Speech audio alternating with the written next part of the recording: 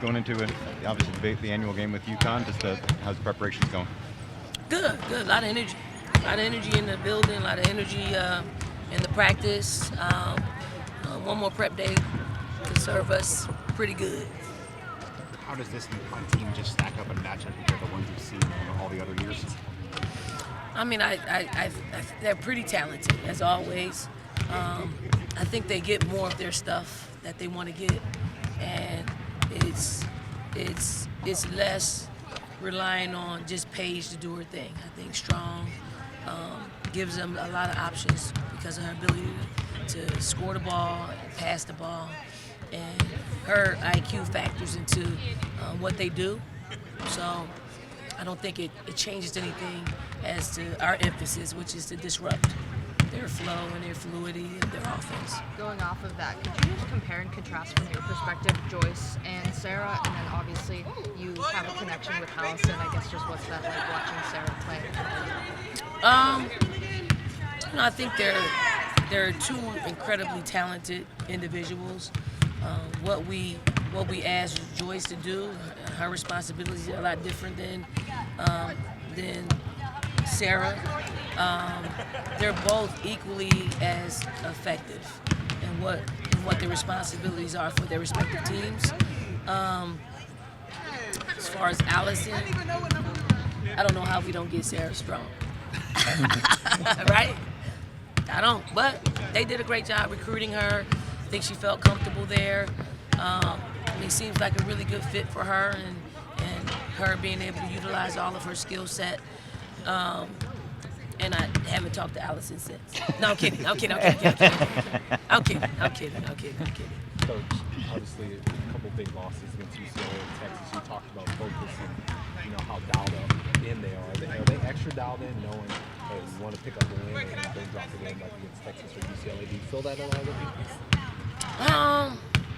I don't feel it like it's UConn, or I feel it like they want to win. That's what it feels like. It feels like the preparation for all the games that we have to play.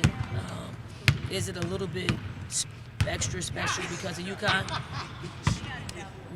Maybe, but I mean it's very similar to our preparation for all of our big games. When you play someone like Paige, who is elite and is getting ready, to go to the WNBA, does it help when you have players who have faced her a number of times and kind of know what to expect? Yeah, I mean, familiarity really helps when you're playing a team in a program like UConn because their actions will challenge your defense to be disciplined. And if you've played them before, you aren't as amped up to make sure you're doing the right thing all the time.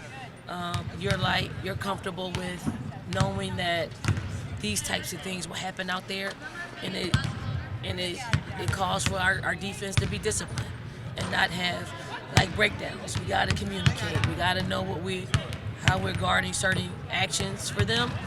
And when you have a seasoned group like we do, you feel good in knowing that maybe you don't get all your stuff in as far as all their actions.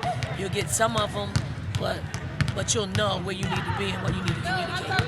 Kind of speaking of UConn connections, Tanya Cardozo on their bench, someone you know well from Temple. And what's it like? What's the relationship like with her? What's it like coaching against her in a game like this? Yeah, I mean Tanya's my former teammate.